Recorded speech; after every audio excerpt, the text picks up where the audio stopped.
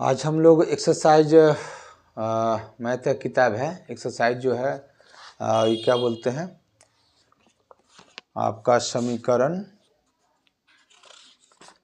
11 का 3 जो चैप्टर है, ठीक है ना, इसको पढ़ेंगे। ठीक है, जो शेष प्रश्न मेरा बचा हुआ था 13 नंबर से लेकर के 22 नंबर तक, इसको पढ़ेंगे। ठीक है, हेलो बच्चों, कैसे हैं आप सब।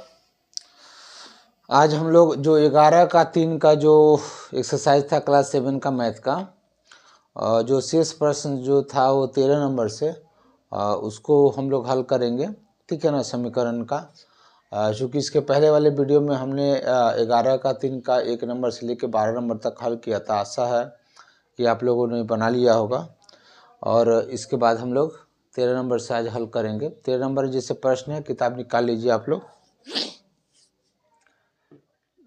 चलिए देखिए, 13 नंबर प्रश्न मैं पढ़ रहा हूँ। देखिए, ये समस्या समाधान समीकरण है। पहले समझिए, पहले इसको बात।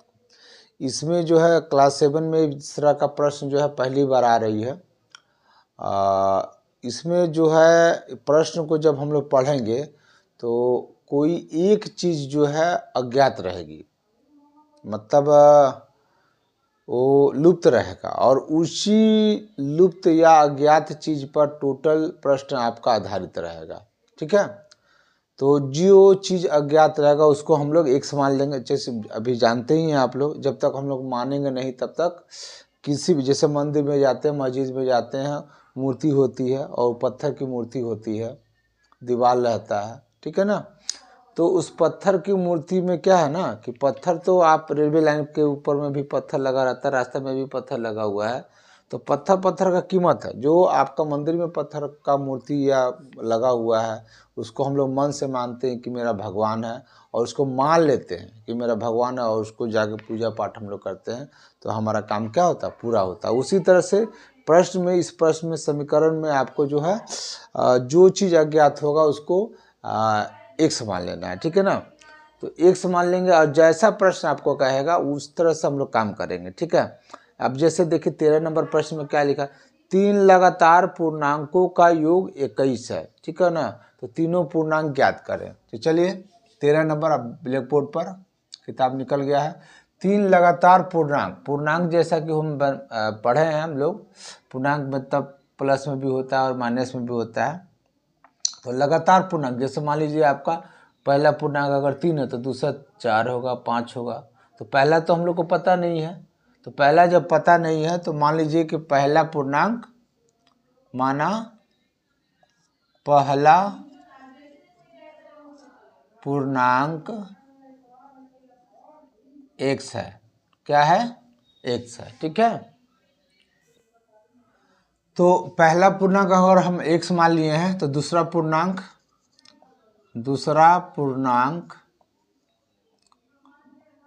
आपका x+1 होगा। का है, जैसे मान लीजिए पहला पूर्णांक हम बोले ना, जैसे 3 है तो दूसरा क्या होगा, 4 होगा। तो 4 कहाँ से आएगा, तो 3 में अगर 1 जोड़ देंगे तो 4 होगा। फिर तीसरा पूर्णांक क्या होगा, 3+2, उसमें दो जोड़ देंगे। तो ये 3 की जगह पर हमने क्या मान लिया, x मान लिया। तो अब x+1, x+2, तीसरा लिखिएगा, तीसरा पूर्णांक x+2। अब देखिए, अब प्रश्न जैसे आपका प्रश्न कहेगा वैसे काम करना है। क्या प्रश्न बोल रहा है कि तीनों पूर्णांकों का योग 21 है। तो लिखिएगा प्रश्नानुसार,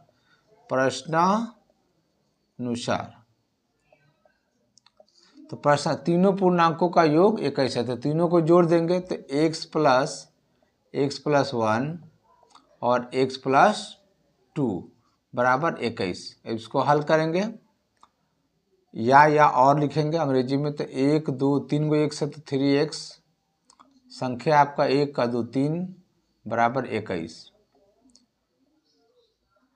3x, x वाले पद को इधर रखेंगे बाएं तरफ, 21, ये वाला उधर चल जाएगा तो -3, और 3x बराबर 21 में से 3 जाएगा सर 18। x का मान ज्ञात करना, x मेरा मान पता चल जाएगा तो सबका ज्ञात हो जाएगा। तो x बराबर हो जाएगा 18।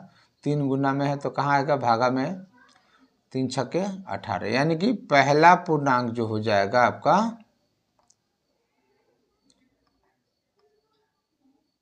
6 हो जाएगा। तो दूसरा क्या हो जाएगा 7 हो जाएगा, एक जोड़ देंगे। तीसरा क्या हो जाएगा उसी तरह से एक जोड़ देंगे, 8 हो जाएगा। यानी कि आंसर आपका हो जाएगा आपका 6, 7 और 8। ठीक है, चलो नोट कर सब इसको। 14 नंबर क्वेश्चन है, 3 जो है क्रम में आने वाली विषम संख्याओं का योग जो है 39 है। मैंने विषम संख्या कहने का मतलब है कि अगर मान लीजिए पहला विषम, विषम मतलब क्या होता है बिजोड़ा, विषम मतलब बिजोड़ा। जैसे मान लीजिए आपका पहला अगर संख्या अगर 1 है तो उसके बाद आएगा 3, चूँकि 2 तो जोड़ा हो जाएगा सम संख्या, 3 आएगा, 3 के बाद क्या आएगा तो 5 आएगा, 4 नहीं आ सकता है क्योंकि 4 आपका जोड़ा हो जाएगा। तो पहला आपको संख्या पता नहीं है, ठीक है ना। पहला संख्या पता नहीं है तो हमने बताया कि अगर पहला संख्या आपको पता नहीं है तो उसको क्या मानेंगे x। तो मान लीजिए माना पहला संख्या क्या है x है, तो दूसरा संख्या क्या होगा जो बेजोड़ा, जैसे मान लीजिए 1 के बाद क्या है 3 है तो उसमें 2 ना जोड़े हैं तो 2 जोड़ दीजिए तो x + 2। तीसरा जैसे मान लीजिए पहला अगर 1 है तो दूसरा 3 हुआ और उसके बाद वाला क्या होगा 5, तो 1 में आप 4 जोड़े होंगे तब ना 5 आएगा, तो उसमें 4 जोड़ दीजिए x + 4। और कह रहा है प्रश्न कर रहा है कि तीनों का योग जो है 39 है, ठीक है ना। तो लिखिएगा आप प्रश्न से, चाहे प्रश्नानुसार प्रश्न से भी लिख सकते हैं। तीनों का योग तो x + 2 x + 4 बराबर कितना 39, और 1 2 3 3x और ये 2 और 4 6 बराबर 39, ठीक है। और 3x बराबर 39, 6 को उधर लेके जाएंगे तो -6, और 3x बराबर 39 में से 6 जाएगा तो कितना हो जाएगा 33। x का मान ज्ञात करेंगे, x बराबर 33, 3 गुना में है तो कहाँ का भागा में कट जाएगा तो x बराबर आपका 11।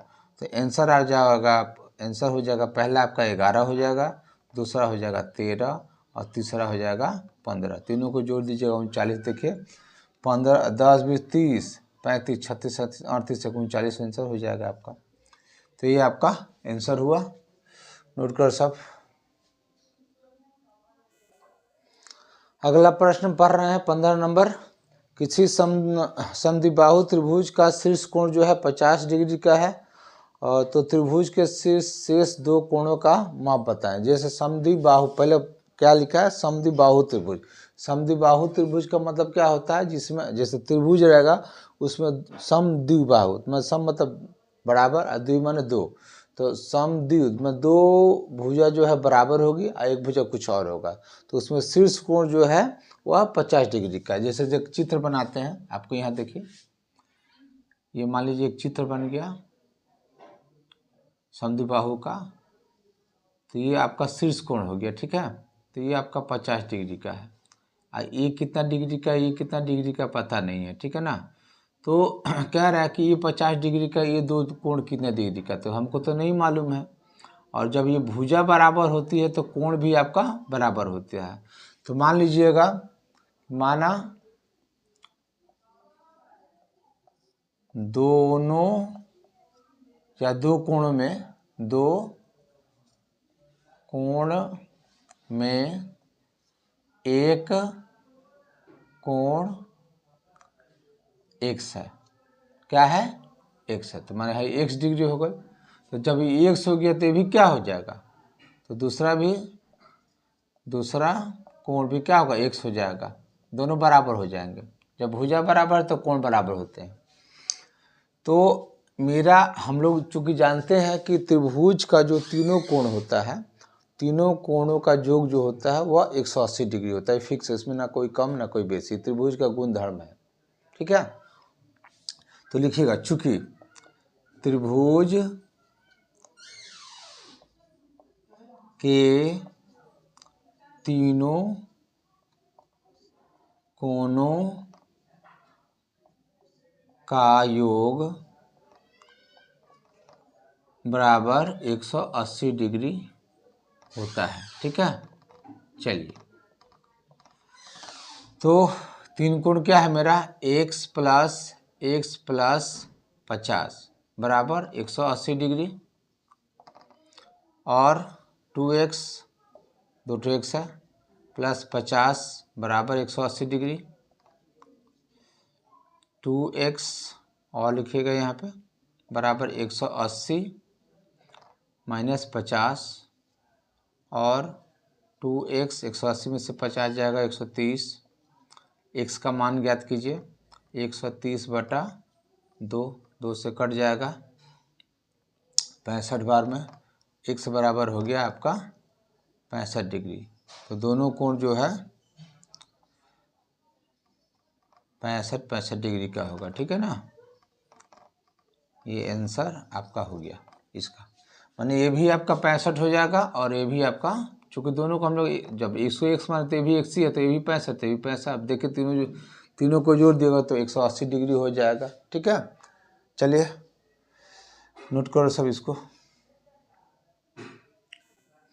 अगला क्वेश्चन जो है 16 नंबर है, किसी आयत का लंबाई और चौड़ाई का अनुपात 3:2 है। ठीक है ना, और उस आयत का जो परिमिति है वो आपको दिया हुआ है 90 मीटर, तो उसकी लंबाई और चौड़ाई ज्ञात करनी है। तो सबसे पहले देखिए कितना नंबर है, ये 16 नंबर है आपका प्रश्न। ठीक है, तो यहाँ 16 नंबर में आयत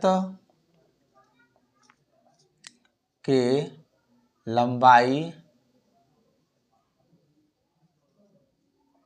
और चौड़ाई का अनुपात 3:2 है। ठीक है ना, तो इसका लंबाई कितना है चौड़ाई कितना है ये तो हमको पता नहीं है। तो ठीक है, तो इसके जो बीच का जो अनुपात है उसको हम लोग x मानेंगे। माना अनुपात, ये जो अनुपात है के बीच का अनुपात x है। क्या है, x है। तो आपका लंबाई हो जाएगा 3x और चौड़ाई हो जाएगा 2x। तो अब यहाँ देखिए आपका परिमाप दिया हुआ है, आयत का परिमाप दिया हुआ है 90 मीटर। तो आप लिखेंगे, चूंकि प्रश्न से आयत का परिमाप, तो आयत का परिमाप का सूत्र आप लोग को पता है 2 लंबाई जोड़ चौड़ाई, आप अंग्रेजी में भी लिख सकते हैं। तो परिमाप के जगह पे 90 दिया हुआ, जहाँ किताब में लिखा हुआ परिमाप बराबर 90 लिखा होता, आप 90 लिखिए यहाँ पे, 90 बराबर 2 लंबाई की जगह पे आपका 3x और चौड़ाई की जगह पे आपका 2x, और 90 बराबर 2, यहाँ पे 3 और 2 कितना हो जाएगा 5x हो जाएगा, और 90 बराबर 5 दूनी 10x। तो x का मान ज्ञात कीजिए, तो 90 x गुना में है तो इधर आ जाएगा भागा में, बराबर x बराबर आपका 9 आ गया। ठीक है ना, तो x बराबर जब 9 आ गया तो x का मान हम लोग यहाँ रखेंगे तो लंबाई हमारा निकल जाएगा। तो लंबाई बराबर, लंबाई क्या है 3x है ना जी, तो 3 गुने x के जगह पे 9, तो बराबर कितना हो जाएगा 27, और चौड़ाई आपका क्या है 2x, तो 2 अगुने 9, 9 दूनी 18, तो आपका आंसर हो जाएगा 27 और 18, मैंने ये वाला लंबाई हो जाएगा और 18 आपका चौड़ाई हो जाएगा। ठीक है,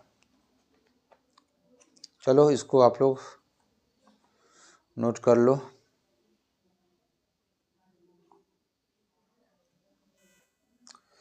अब देखिए अगला प्रश्न है जो है 17 नंबर, किताब देखिए आप लोग।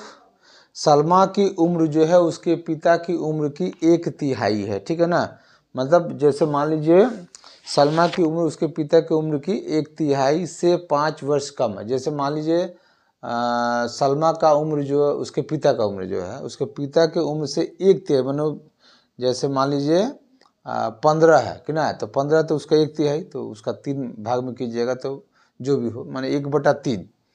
और तो सलमा की उम्र 20 वर्ष है तो उसके पिता की उम्र ज्ञात कर। तो मान लीजिए प्रश्न परिसर में इसमें क्या चीज़ गायब है? पहले सलमा की उम्र उसके पिता की उम्र की 1/3 से 5 वर्ष कम है, तो उसके पिता की उम्र कितनी है? नहीं मालूम है। तो नहीं मालूम है तो उसके उम्र को x मान लीजिए। मान लीजिए माना पिता, जब भी उम्र को मानिएगा हमेशा वर्तमान, पिता की वर्तमान उम्र x है। क्या है? x है। तो सलमा की उम्र, सलमा की वर्तमान उम्र, तो क्या सलमा क्या कह रहा है कि पिता की उम्र की 1/3 से 5 वर्ष जो है अधिक है, सॉरी कम है। 1/3 से माने पिता के उम्र से 1/3 से पिता के उम्र के, पिता की उम्र क्या है x, उसका 1/3 1/3 से 5 वर्ष कम है। ठीक है ना? कहने का मतलब इसको ठीक ठाक कर लीजिए। तो x/3 -5 ये आपका सलमा का उम्र हो गया। ठीक है। अब कह रहा है प्रश्न में, यदि सलमा की उम्र 20 वर्ष हो तो उसके पिता की उम्र क्या होता है? लिखिएगा प्रश्न से। तो सलमा की उम्र क्या है, माने यहाँ पे हम लोग सलमा का उम्र निकाले हैं और किताब में दिया हुआ है सलमा की उम्र प्रश्न से, तो ये भी दोनों उम्र बराबर है। तो आप लिखेंगे x/3 -5 बराबर 20। चूँकि ये भी सलमे का उम्र है और ये भी सलमे का उम्र है, ये चूँकि हम लोग मान करके बनाया है और ये किताब में दिया हुआ है, तो इसको हल करेंगे तो x हम लोग पिता का उम्र था वो ज्ञात करेंगे तो आ जाएगा आंसर, पिता का उम्र पता चल जाएगा। तो x/3 बराबर 20, ये -5 उधर जाएगा तो क्या +5, और x/3 बराबर 25, और x/25, ये 3 कहाँ है? भागा में है, तो उधर जाएगा तो कहाँ जाएगा? गुना में। तो x बराबर कितना हो जाएगा? 75, यानी उसके पिता की उम्र कितना हो जाएगी? 75 वर्ष। पिता को हम लोग x माने थे ना शुरू में, तो x बराबर 75 है, तो 75 वर्ष आपका आंसर हो गया। ठीक है, चलो नोट करो सब। अब देखिए अगला प्रश्न जो है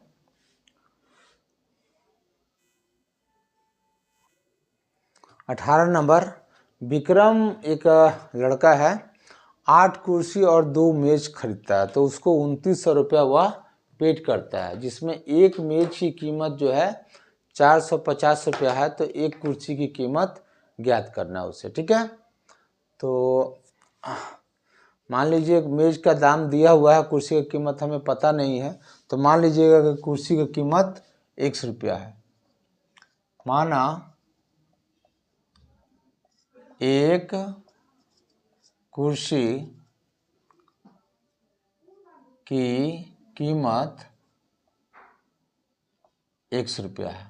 ठीक है, अब आइए, तो 8 कुर्सी है और 2 मेज है, उसको 2900 रुपया पेड करता है। तो हम लोग लिखेंगे प्रश्न से, प्रश्न से कितना कुर्सी है जी? 8 कुर्सी। तो एक कुर्सी का दाम कितना है? इतना रुपये। तो 8 कुर्सी होगा तो उसमें 8 का क्या करेंगे? गुना।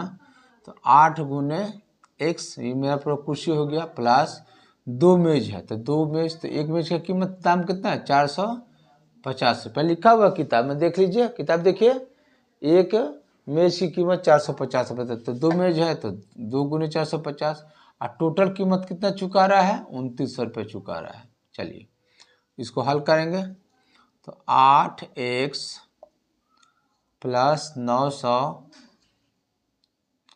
बराबर 2900, और 8x बराबर 2900 घटाओ 900, ये वाला +900 है तो उधर जाएगा तो -900, 8x बराबर 2000, x का मान ज्ञात करेंगे तो 8 को हटाएंगे, 8 गुना में है तो भागा में आ जाएगा, भागा यानी कि नीचे में। 2 से 2 चौके, 2 एक कम, 2 से 2 दूनी 500, 2 एक कम 2 फिर 250, तो x बराबर आ गया कितना 250। मैंने x क्या माने थे आप, एक कुर्सी, तो मैंने एक कुर्सी की कीमत कितना हो गया, एक कुर्सी की कीमत कितना हो गया 250 रुपया। ठीक है, यही क्वेश्चन भी है।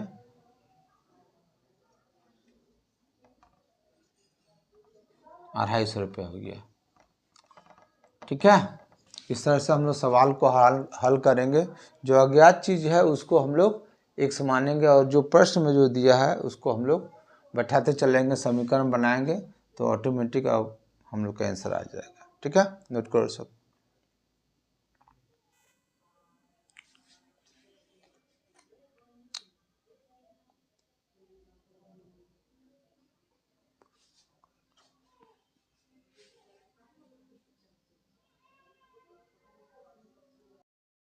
अगला प्रश्न है 20 नंबर। कोई कोण जो है अपने पूरक कोण का 1/4 है। कोई कोण अपने पूरक कोण का 1/4 है तो कोण का मान ज्ञात करें। ठीक है ना, तो मान लीजिए पूरक कोण जो है मतलब एक तो कोई कोण जो है वो चौथाई है तो कम ही है, तो बड़ा कोण x है। क्या है, x है। छोटा कोण आपका कह ही रहा है कि माने पूरक कोण का 1/4 है, का 1/4 है। माने कहने का मतलब है कि का मतलब गुना होता है x में, एक का गुना करते हैं x/4। अब देखिए, अब पहले ही इसके पहले वाला क्वेश्चन बताया कि दोनों कोण का योग कितना होता है 90 डिग्री। तो लिखिएगा प्रश्न से x प्लस x/4 बराबर 90। इसके नीचे कुछ नहीं तो एक है, 4 लघुत्तम होगा, हल करेंगे। x बराबर 90 बटा का जोड़ जानते ही आप लोग, 5x/4 बराबर 90 और x बराबर आपका 90, भागा में है तो गुना में जाएगा और ये गुना में है तो भागा में आएगा, कट जाएगा। 5 एकम 5, 5 एकम 5, 5 8 40। x बराबर आपका 18 का 18 36 18 चुके 72। मैंने बड़ा कोण जो है आपका 72 आ गया, लेकिन कह रहा है कि एक कोण जो है अपने पूरा कोण का 1/4, तो जो उस कोण को ज्ञात करें तो आपका कोण बराबर हो जाएगा, जो कोण पूछ रहा है जो 1/4 है, 90 माइनस 72 बराबर कितना हो जाएगा 18 डिग्री। ठीक है, ये आपका आंसर हुआ। नोट कर सब इसको। अगला प्रश्न 21 नंबर है। एक बगीचा है, उसमें आम का पेड़ और अमरूद का पेड़ दोनों लगा हुआ है। तो आम का पेड़ जो है अमरूद के पेड़ से 43 कम है, तो अमरूद का पेड़ कितना है नहीं मालूम। तो मान लीजिए, माना अमरूद का पेड़ x गो है, क्या गो है, x गो है। तो क्या कर रहा है, एक आम का पेड़ अमरूद के पेड़ से 43 कम है, तो आम का पेड़ कितना हो जाएगा आपका, इससे 43 को कम है अमरूद के पेड़ से, तो आम का पेड़ x माइनस 43। तो ये आपका अमरूद हो गया, ये वाला आपका आम हो गया। ठीक है, अब उसके बाद यदि उस बगीचे में दोनों मिलाकर के 133 पेड़ हैं, ठीक है ना, तो दोनों प्रकार के पेड़ों की अलग अलग संख्या ज्ञात, मतलब आम का पेड़ कितना है और अमरूद का पेड़ कितना है, और दोनों पेड़ों की संख्या कितना है 133। तो लिखिएगा प्रश्न से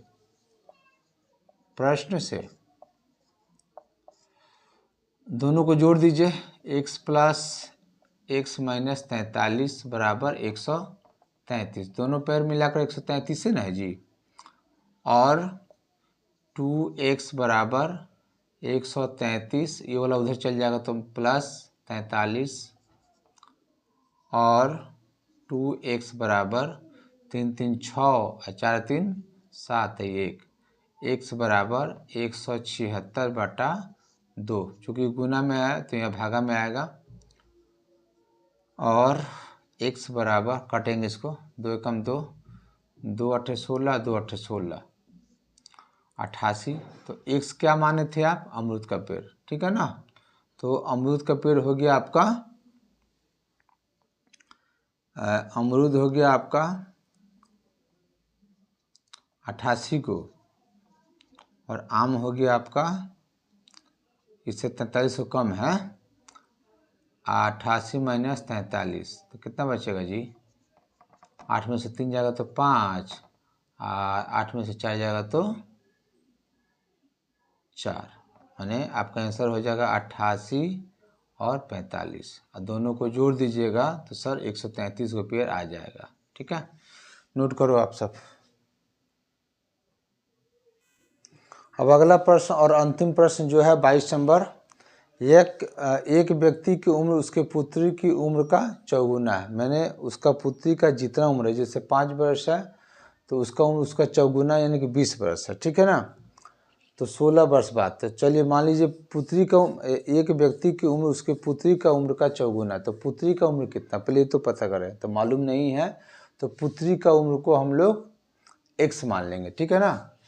22 नंबर है, माना पुत्री का उम्र x है, तो पिता का उम्र कितना, चौगुना है ना जी। पिता का उम्र उससे 4 गुना है, तो 4 गुने x बराबर हो जाएगा 4x। अब देखिए ये आपका पिताजी हो गए, ये आपका पुत्री हो गई, ठीक है ना। ये प्रश्न अनुसार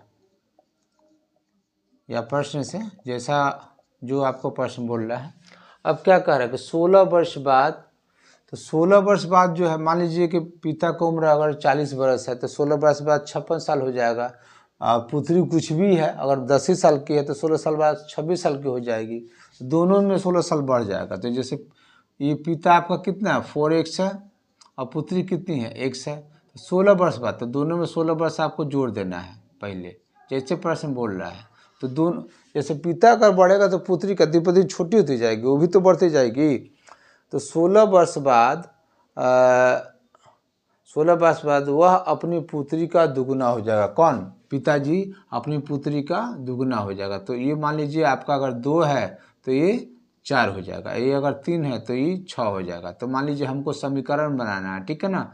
तो उस समीकरण को बराबर करना, तो इसमें हम 2 का गुना कर दें, इसमें 2 का गुना कर दें, तो बराबर हो जाएगा कि नहीं हो जाएगा। ये 3 दूनी 6, 2 दूनी 4, तो आप इसमें 2 का गुना कर दीजिए, तो ये समीकरण आपका तैयार हो गया, ठीक है। इसको मिटा दीजिए, समझाने के लिए लिखे थे। चलिए अभी समीकरण को हल कीजिए। 4x + 16, इसको आप तोड़िए, तो 2 से x में तो 2x + 16 दूनी 32, x वाले को एक तरफ कर लीजिए। 4x ये आपका प्लस इधर आएगा तो -2x बराबर 32, ये वाला उधर चला जाएगा तो -16, और 2x बराबर 16, x बराबर हो जाएगा 16/2, चूँकि गुना में तो भागा में आ जाएगा, तो x बराबर हो जाएगा 8 साल। यानी कि पुत्री जो को हम लोग x माने, तो पुत्री का उम्र कितना हो गया, 8 वर्ष हो गया। और पिता की उम्र जो हो जाएगा कितनी हो जाएगी, 4 गुना है, 8 गुने 4 बराबर 32, ठीक है ना, ये वर्ष है। क्वेश्चन में क्या है कि पुत्री की उम्र, तो पुत्री की उम्र जो है 8 वर्ष है। हमने ऐसे पिता का भी निकाल दिया, लेकिन पुत्री का ही उम्र पूछ रहा है आपको, तो पुत्री की उम्र कितनी हो जाएगी, 8 वर्ष हो जाएगी। तो ये आपका आंसर हुआ, इसको नोट कर लो सब आप लोग। ये इस तरह से आप लोग का पाठ खत्म हो गया। और ध्यान रहे बच्चों, अगर आप लोग को ये मेरा पढ़ाने का तरीका जो है अच्छा लगा हो तो मेरे चैनल को सब्सक्राइब करें, लाइक करें, कमेंट्स करें, और अपने दोस्तों को शेयर करें। राकेश सर टेढ़ा के नाम से मेरा चैनल चलता है, प्लीज़ उसको सब्सक्राइब करके बेल आइकन को दबा दें, ठीक है। चलिए धन्यवाद, कोई गलती हो तो माफ़ी।